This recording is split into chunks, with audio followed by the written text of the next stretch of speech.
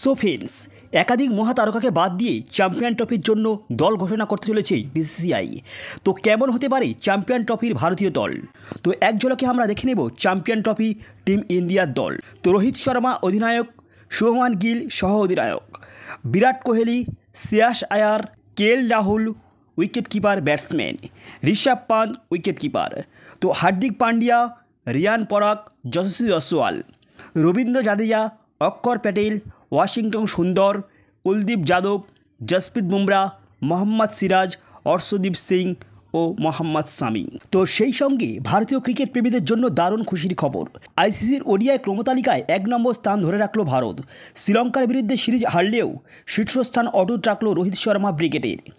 তো অবশ্য দ্বিতীয় স্থানে থাকা অস্ট্রেলিয়া ১১৬ পয়েন্টের সঙ্গে ব্যবধান কমেছে ভারতের এখন বর্তমানে পয়েন্ট হচ্ছে ১১৮। তো পরের ৩ স্থানে রয়েছে যথাক্রমে দক্ষিণ আফ্রিকা, পাকিস্তান, নিউজিল্যান্ড। ৬ নম্বরে শ্রীলঙ্কার দল, অর্থাৎ শ্রীলঙ্কার দল।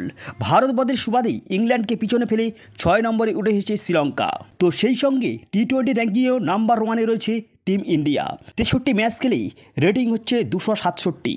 সেকেন্ড নাম্বারে রয়েছে অস্ট্রেলিয়া, থার্ড নাম্বারে রয়েছে ইংল্যান্ড এবং 4-এ রয়েছে ওয়েস্ট ইন্ডিজ। এবং সেই সঙ্গে টেস্ট র্যাঙ্কিংয়ে নাম্বার 1-এ রয়েছে অস্ট্রেলিয়া এবং ২ নম্বর স্থানে রয়েছে টিম ইন্ডিয়া। সো ফ্রেন্ডস, এই ছিল আজকের ভিডিও ভালো লাগলে অবশ্যই লাইক, কমেন্ট এবং চ্যানেলে প্রথমবার হলে সাবস্ক্রাইব করে নেবেন। So good bye.